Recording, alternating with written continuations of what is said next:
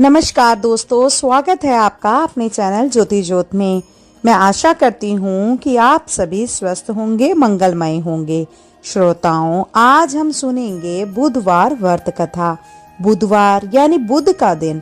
वैसे बुध एक महात्मा भी हुए हैं जिन्हें हम गौतम बुद्ध के नाम से जानते हैं, लेकिन यहाँ बात हो रही है बुध ग्रह की। बुध ग्रहों को चंद्रमा और बृहस्पति दोनों अपना पुत्र मानते हैं। इसीलिए माना जाता है कि भगवान बुध में चंद्रमा और बृहस्पति दोनों के गुण विद्यमान हैं। सप्ताह के लिहाज से बुधवार सप्ताह का चौथा दिन है। इस दिन भगवान श्री गणेश जी की पूजा करना बहुत ही शुभ माना जाता है। भगवान श्री कृष्ण की पूजा भी कुछ लोग इस दिन करते हैं। हालांकि इस दिन शुभ कार्यों के लिए यात्रा पर जाना वर्जित माना गया है। इसी कारण विवाहित स्त्री को मायके से ससुराल भी नहीं भेजा जाता। इस बारे में बुधवार की कथा का भी पुराणों में जिक्र किया गया है। पौराणिक मान्यताओं के अनुसार बुधवार के व्रत का आरंभ विशाखा नक्षत्र युक्त बुधवार को करना चाहिए और इसके बाद लगातार 7 बुधवार तक व्रत करना चाहिए। व्रत शुरू करने से पहले गणेश जी सहित नवग्रह पूजन करना भी जरूरी माना जाता है। व्रत के दौरान भागवत महापुराण का पाठ भी करवाया जा सकता है। इसके अलावा शुक्ल पक्ष के पहले बुधवार से भी बुधवार का व्रत करना शुभ माना जाता है। प्रातःकाल उठें व नित्य क्रियाओं से निपटने के पश्चात स्नान आदि से स्वच्छ होकर भगवान बुद्ध की पूजा करनी चाहिए। व्रती हरे रंग की माला या वस्त्रों का प्रयोग करे तो उत्तम रहता है। यदि पूजा के लिए भगवान बुद्ध की प्रतिमा ना मिले तो भगवान शिव शंकर की प्रतिमा के निकट भी पूजा की जा सकती है। दिन भर के व्रत के पश्चात शाम को भी पूजा करनी चाहिए और केवल एक ही समय भोजन करना चाहिए। व्रत में हरे रंग के वस्त्र, फूल और सब्जी आदि दान करने चाहिए। इस दिन एक समय दही, मूंग दाल का हलवा या फिर हरी वस्तु से बनी किसी भी चीज का सेवन करना अच्छा माना जाता है। कहते हैं विधि विधान से अगर इस व्रत को किया जाए तो जीवन में सुख शांति रहती है और घर धन धान्य से भरे रहते हैं। माता लक्ष्मी भी व्रती की मनोकामनाओं को पूर्ण करती हैं। श्रोताओं, हम अपनी वीडियो का प्रारंभ सर्व पूजनीय श्री गणेश जी की कथा से आरंभ करते हैं। प्रेम से बोलिए गणेश जी महाराज की जय हो। बहुत समय पहले की बात है। एक गांव में एक भाई बहन रहते थे। भाई बहुत गरीब था पर उसकी बहन पैसे वाली थी। जब बहन के ननंद का विवाह था तब बहन ने ना तो अपने भाई को विवाह में आने का निमंत्रण दिया और ना ही कोई चिट्ठी भेजी। भाई को बाहर वालों से पता चला कि उसकी बहन के ननंद का विवाह है। भाई ने अपने गांव वालों को बताया तब गांव वालों ने अपनी बहन से चुनरी, बिछिया और साड़ी जैसा जिनसे जो जन पड़ा कन्या के लिए दिया। भाई सारा सामान लेकर बहन के गांव पहुंचा। बहन के घर जाने पर बहन की देवरानी बोली, भाभी जी आपके भाई आए हैं। तो बहन ने पूछा कैसे आए हैं और क्या पहना है। तब देवरानी ने कहा पैदल आए हैं, फटी पगड़ी पहनी, धोती पहने हैं। तो बहन बोली मेरे ससुर हवेली के सामने दुकान में बैठे हैं, मुझे शर्म आती है। भाई को बोलो पीछे के दरवाजे से आए। भाई के आते ही बहन ने भाई को एक कमरे में बंद कर बाहर से ताला लगा दिया और एक तरफ लड़की का विवाह हो रहा था। गाजे बाजे बज रहे थे, अतिथियों को भोजन कराया जा रहा था और दूसरी तरफ भाई को कोई भी पानी तक नहीं पूछने वाला था। तभी भांजे की बहू को दया आई और उसने दरवाजा खोल दिया। दरवाजा खोलते ही भाई वहां से भागा। 2 दिन के भूखे प्यासे रहने के कारण उसे चक्कर आने लगे। रास्ते में एक गणेश जी का मंदिर था। वहां जाकर वह गिर गया और रोते रोते गणेश भगवान को अपनी व्यथा सुनाई और बोला, हे गणेश जी महाराज, आज मेरी गरीबी के कारण से मेरी सगी बहन ने मुझे धिक्कार दिया है। घर जाने पर मेरी पत्नी, मेरे बच्चे जब पूछेंगे कि विवाह से क्या लेकर आए तो मैं उनको क्या जवाब दूंगा। तब गणेश जी को उस पर दया आ गई और गणेश जी भगवान बोले, मेरे बगीचे में ककड़ी और तरबूज तोड़ कर ले जा। तब भाई ने ककड़ी तोड़कर झोला भर लिया और अपने घर आ गया। घर आते ही बच्चों ने पूछा, पिताजी बुआ के यहाँ से हम लोगों के लिए क्या लाए हो। झोला खोलते ही छोटे तरबूज सोने के गेंद में बदल गए। बाकी तरबूज का काटने से हीरे मोती निकले। पत्नी बोली, आप बहन के घर से इतना कुछ क्यों लाए? आपकी बहन ने हम लोगों को बहुत ज्यादा दे दिया है। भाई ने कुछ भी जवाब नहीं दिया। गणेश भगवान की कृपा से उसके दिन बदल गए। भाई का काम धंधा जोरों से चलने लगा। धीरे धीरे गहने कपड़े रहने के लिए मकान बन गए। पत्नी बोली, एक बार ननंद जी को बुलाकर लाओ। तो भाई ने नए कपड़े नए जूते पहनकर रथ में बैठकर बहन को लेने गया। देवरानी बोली, भाभी जी आपके भाई आए हैं। बहन ने पूछा, कैसे आए हैं और क्या पहना है? तब देवरानी बोली, रथ में बैठकर खूब ठाट बाट से आए हैं। बहन बोली, मेरे भाई को बोलो कि हवेली के सामने से आए, मेरे ससुर देवर जेठ देखेंगी। भाई का बहन ने खूब स्वागत किया, सत्कार किया। भाई बोला, बहन मैं तुम्हें लेने आया हूँ। तब बहन ने कहा, मुझे भी बहुत दिन हो गए हैं, चलो मैं चलती हूँ। भाई बहन को लेकर अपने घर आ गए। भाई और उसकी पत्नी ने बहन का खूब आदर सत्कार किया। जो चीजें मांगी सब बनवा कर दिया। बहन बोली, भाई मुझे एक जूते चाहिए। तब भाई ने मोची को बुलाया और कहा, मेरी बहन के लिए ऐसी जूती बनाओ जो मुंह से बोले। भाई ने बहन को बहुत सारा धन देकर विदा किया, पर अभी तक वह जूती नहीं आई थी। बहन रवाना होने लगी, तभी मोची जूतियां लेकर आया। बहन के जूती पहनते ही जूतियां बोली, निर्धन भाई की पैसे वाली बहन, गणेश जी का बगीचा नहीं होता तो आज क्या करती? बहन तब भाई की पत्नी से पूछने लगी, यह कहाँ से आवाज आ रही है? तभी भाई ने कहा, सुबह का समय है, कोई जीव जंतु बोल रहे होंगे।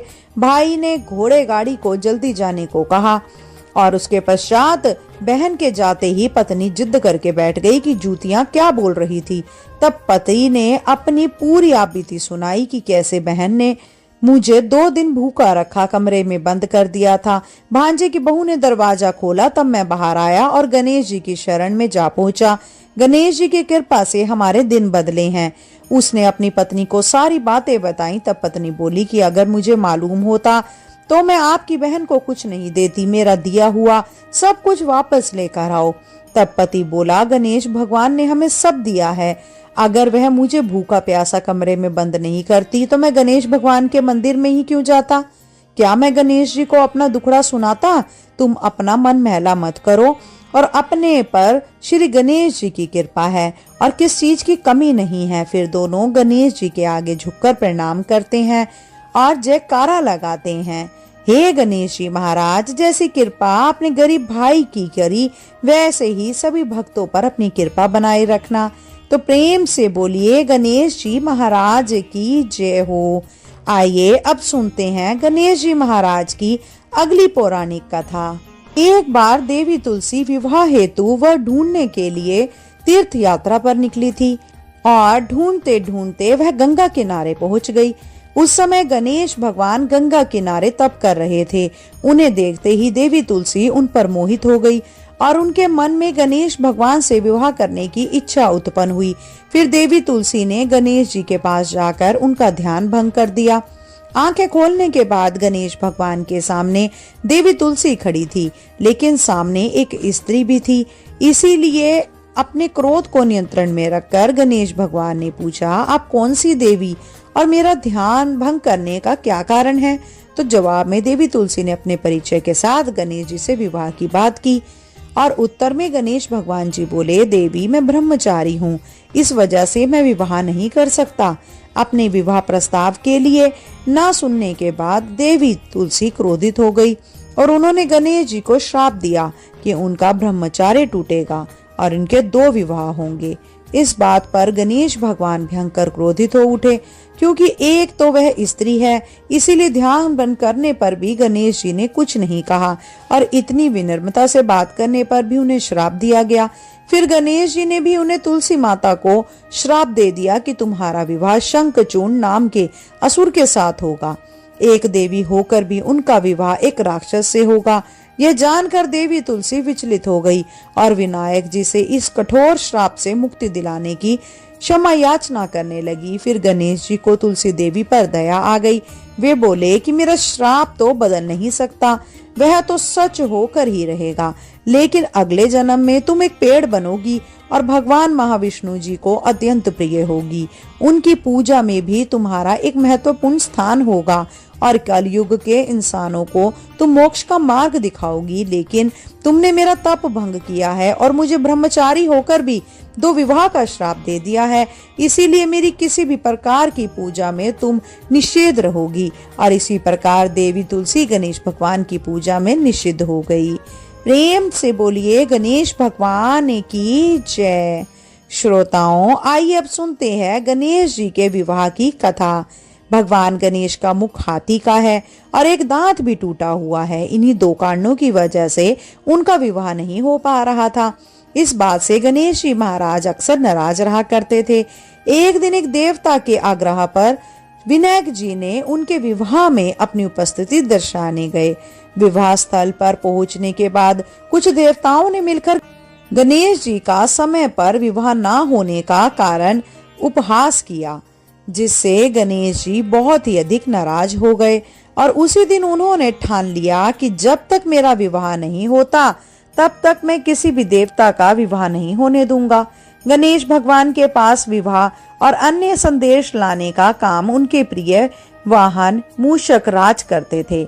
अब मूषक राज जब भी किसी देवता के विवाह का समाचार लाते, तब गणेश जी उसे आदेश देते और मूषक राज अपनी सेना के साथ जाकर उस विवाह के मंडप को गिराकर तहस नहस कर देते और बारातियों को भी भगा देते।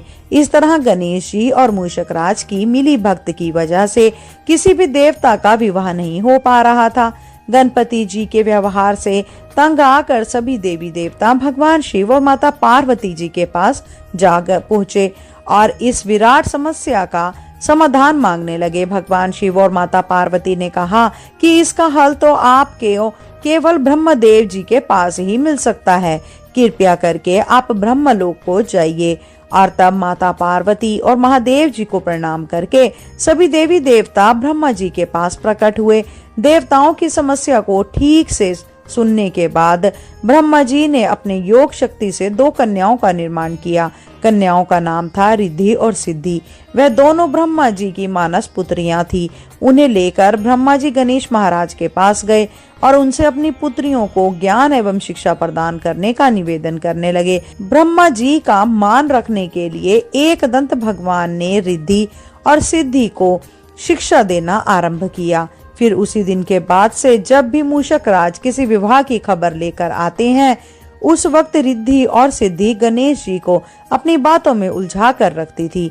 इस तरह गणेश जी का ध्यान किसी और विषय पर रहता और दूसरी तरफ देवताओं का विवाह संपन्न हो जाता।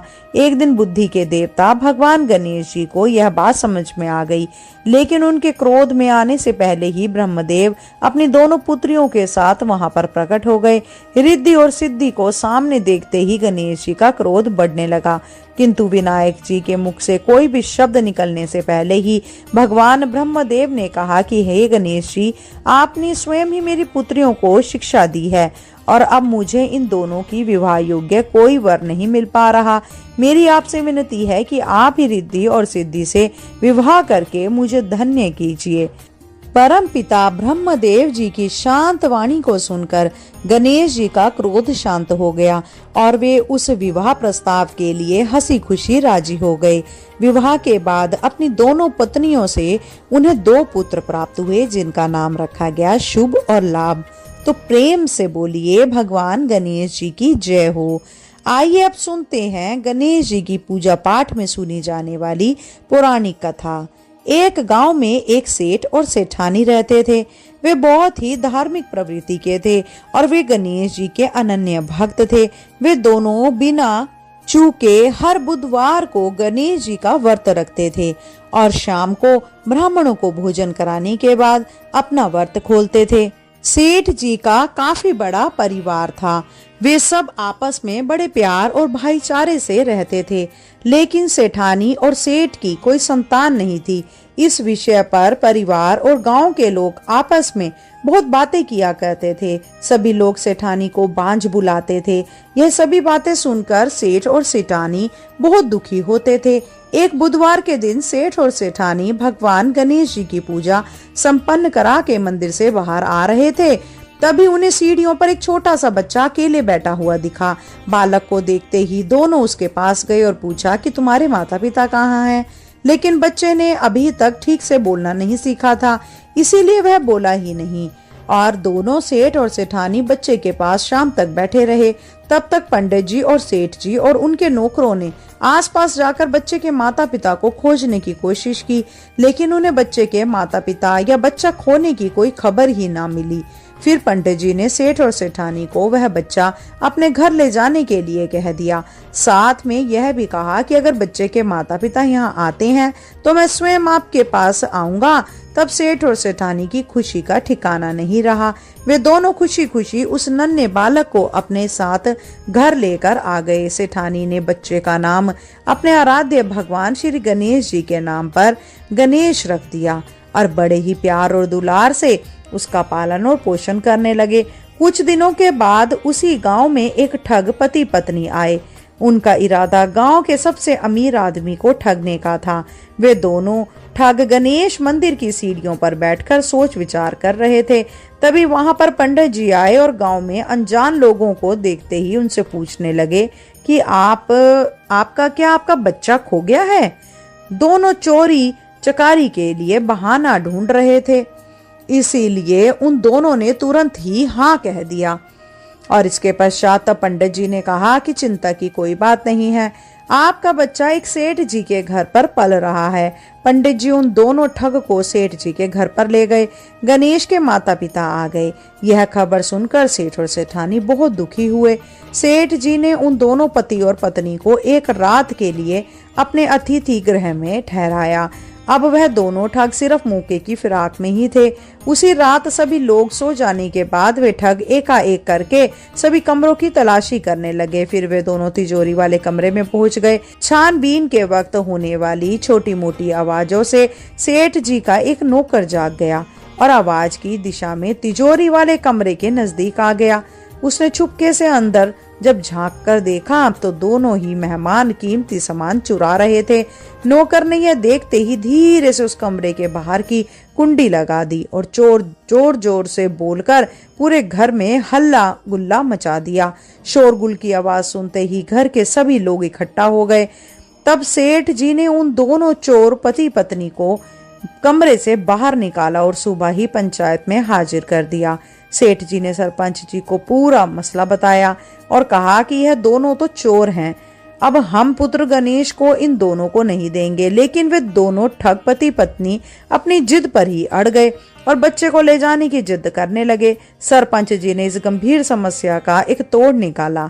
उन्होंने सेठानी और दूसरी औरत को गणेश जी के सामने खड़ा कर दिया और कहा कि जिस भी आंचल से दूध की धार गणेश के मुंह में जाएगी वह बालक गणेश उसके पास ही रहेगा। फिर वे दोनों अपने अपने आंचल मुंह के सामने फैलाकर खड़ी हो गई। सेठानी जी मन ही मन भगवान गणेश जी का नाम का जाप कर रही थी। देखते ही देखते गणेश भगवान की कृपा से सेठानी की आंचल से दूध की एक धार गणेश जी के मुंह में गिरी और इस तरह बालक गणेश सेठ और सेठानी के साथ हमेशा के लिए रहने लगा।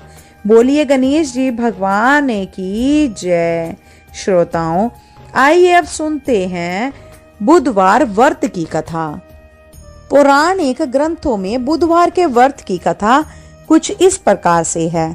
बहुत समय पहले की बात है कि एक साहूकार का नया नया विवाह हुआ था।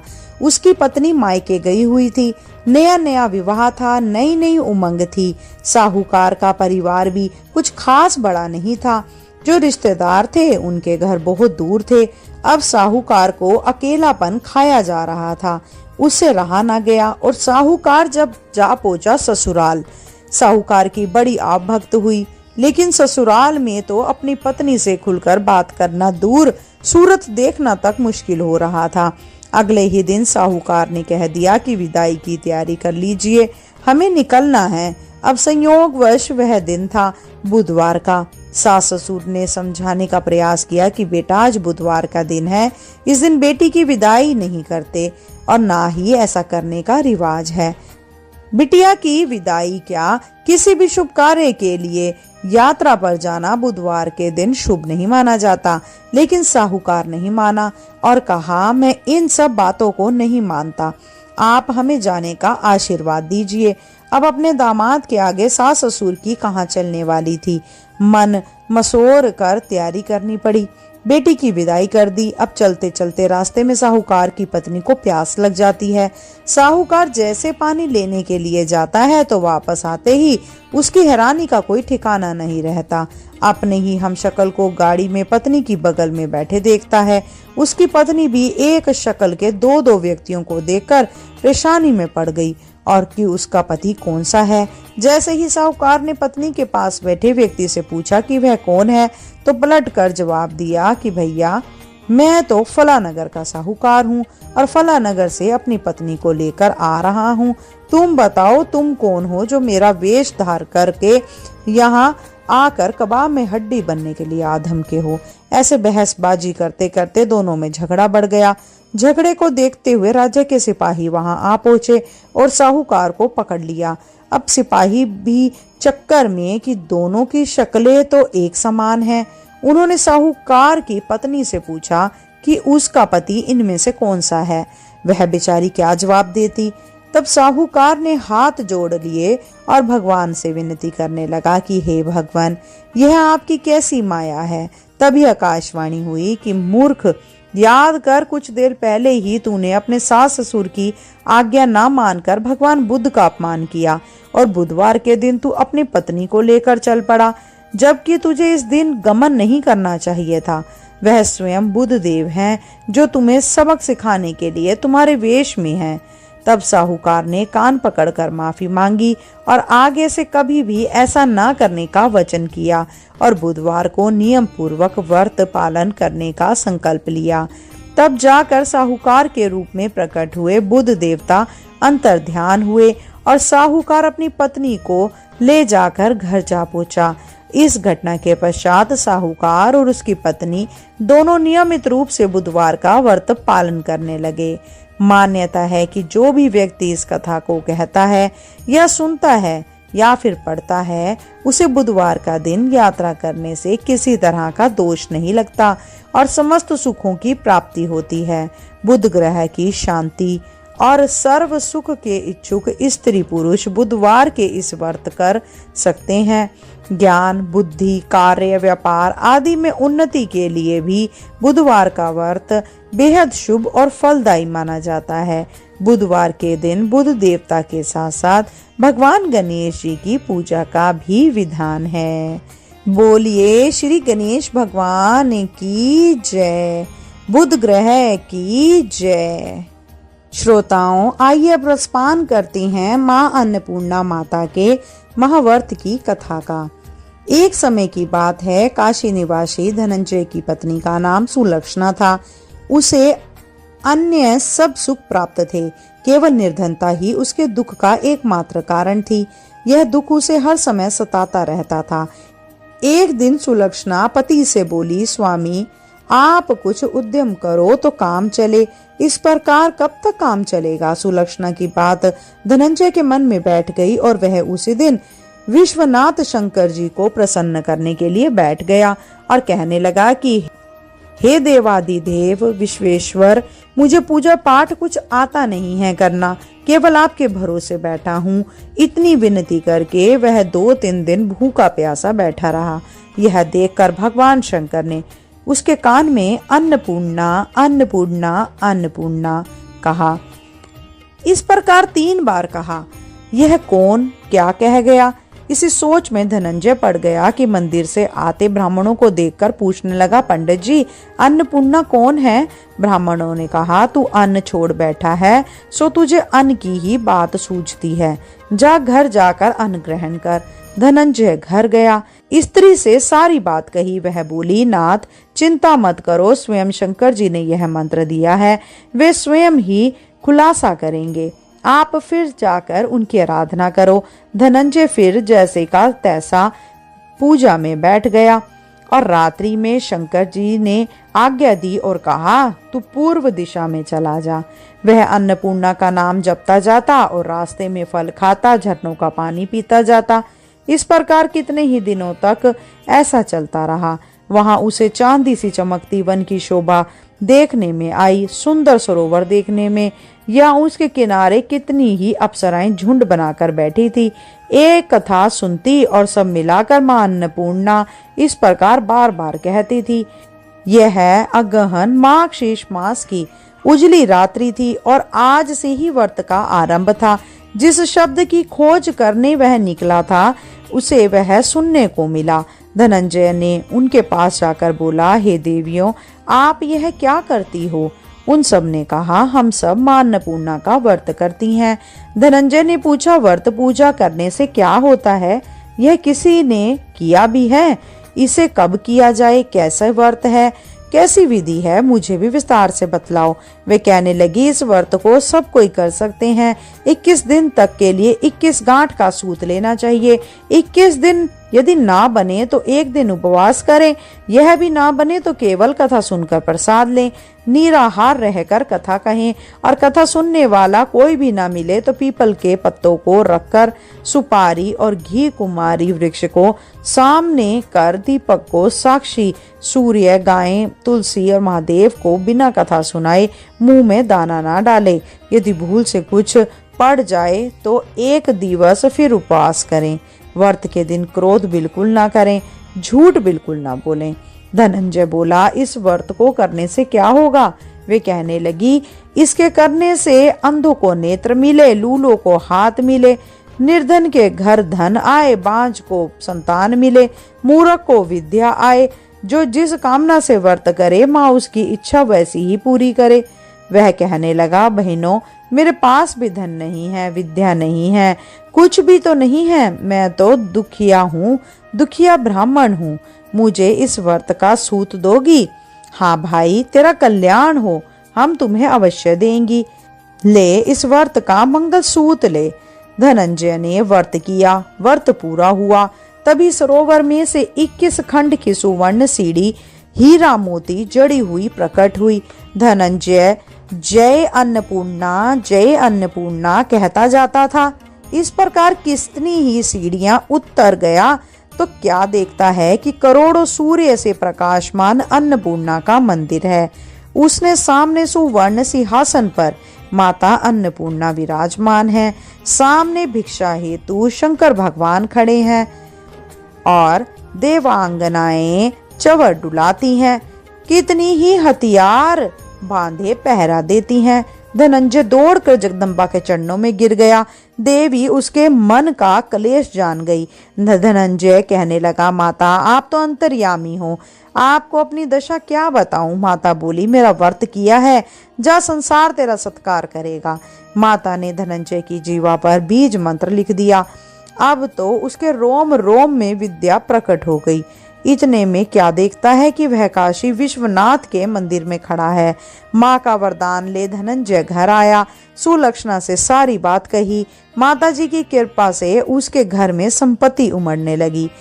छोटा सा घर बहुत बड़ा गिना जाने लगा। जैसे शहद के छत्ते में मक्खियां जमा होती हैं, उसी प्रकार अनेक सगे संबंधी आकर उसको बधाई देने लगे।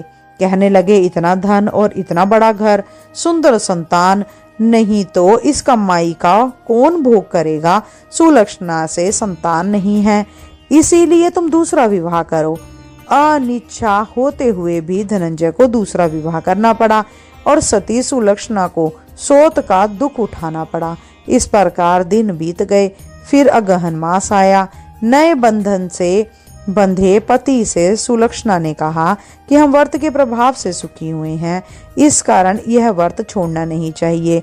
यह माताजी का प्रताप है जो हम इतने संपन्न और सुखी हैं।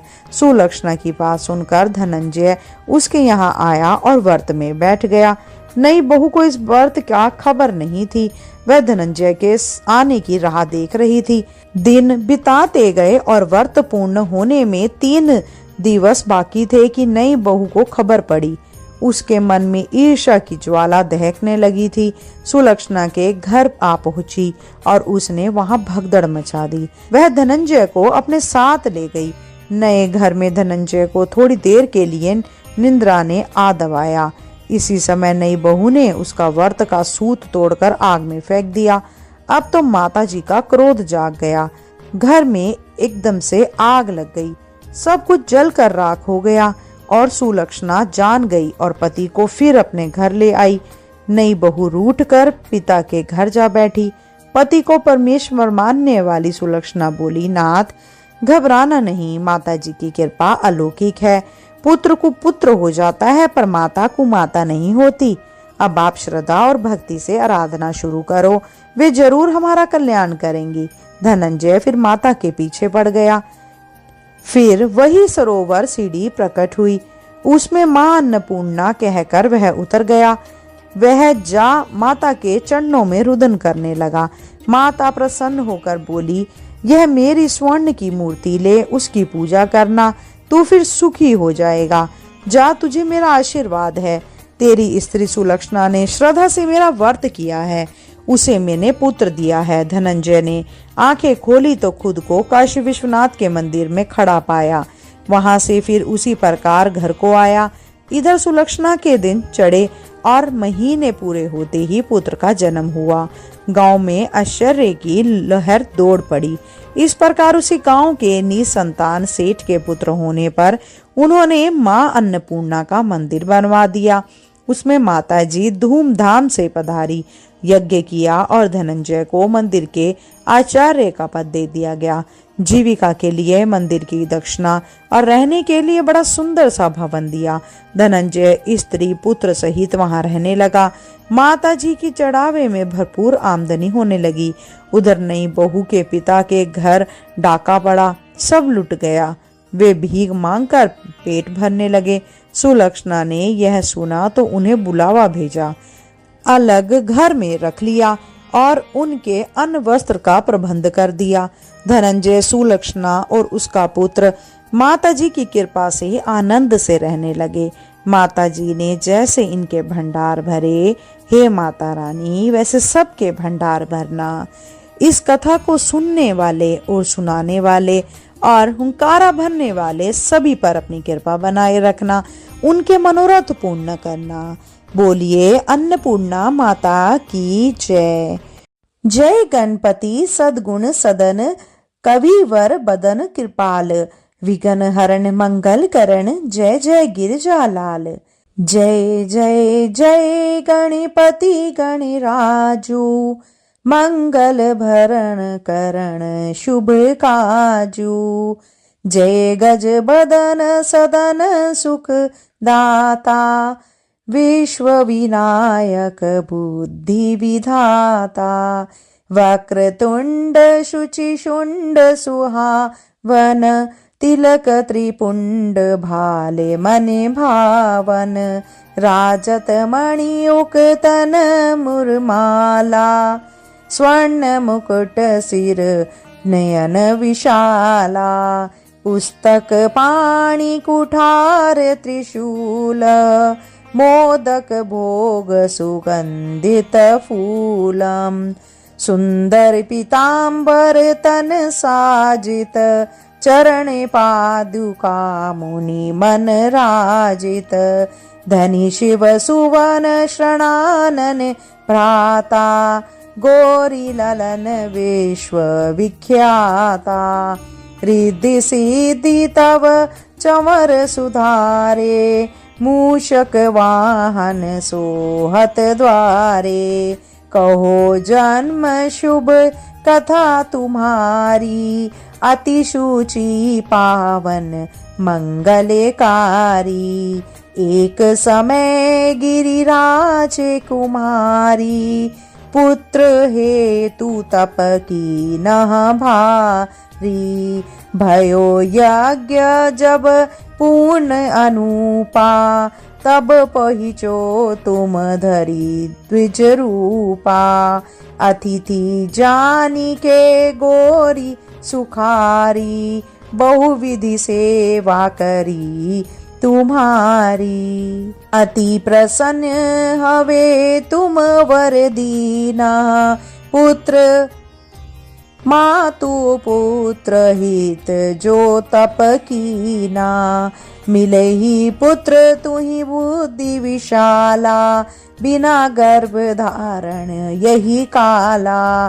गणनायक गुण ज्ञान निधाना, पूजित प्रथम रूप भगवाना। असे कही अंतर ध्यान रूप, हवे पालना पर बालक स्वरूप हवे।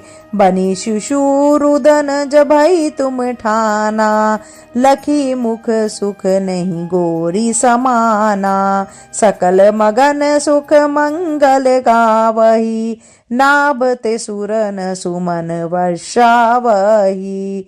शुंभु उमा बहुदान लुटावही, सुर मुनि जन सुत देखनि आवही। लखी अति आनंद मंगल साजा, देखन भी आए शनि राजा। निज अवगुण गुणी शनि मन माही, बालक देखन चाहत नाही। गिरिजा कछु मन भेद बढ़ायो, उत्सव मोर न शनि तुहि भायो। कहत लगे शनि मन सकुचाई, का करियो शिशु मोहि दिखाई। नहीं विश्वास उमा उर भयो, शनि सो बालक देखन कहुओ। पद तहि शनि दृग कोण प्रकाशा, बालक सिर उड़ी गयो आकाशा। गिरिजा गिरी विकल हवे धरणी, सो दुख दशा गयो नहीं वरणी। हाहाकार मचयो कैलाशा, शनि की नो लखी सूत को नाशा। तुरंत गरुड़ चढ़ी विष्णु सिधाए, काटी चक्र सो गज सिर लाए। बालक के धड़ ऊपर धार्यो, प्राण मंत्र पढ़ी शंकर डार्यो। नाम गणेश शंभु तप कीनः, प्रथम पूज्य बुद्धि निधि वर दीने। बुद्धि परीक्षा जब शिव कीनः, पृथ्वी पर प्रदक्षिणा लीनः। चले शनानन भर्मि भुलाई, रचे बैठ तुम बुद्धि उपाई। चरणे मातु पितु के धर लीने, तिनके साथ प्रदक्षिण कीने। धनी गणेश कही शिव ही हर्षे, नभते सुरन सुमन बहुबर से। तुमरी महिमा बुद्धि बढ़ाई, शेष सहस मुख सके न गाई। मैं मतिहीन मलिन दुखियारी, करहु कौन विधि विनय तुम्हारी। भजत राम सुंदर प्रभुदासा, जग प्रयाग कंक्रा दुर्वासा। अब प्रभु दया दीना पर कीजे, अपनी शक्ति भक्ति कुछ दीजे। श्री गणेश यह चालीसा पाठ करे धर ध्यान, नित नव मंगल ग्रह बसे लहे जगत सम्मान।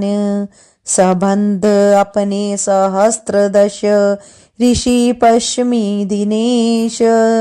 पूर्ण चालीसा भयो, मंगल मूर्ति गणेश। बोलो श्री गणपति महाराज की जय।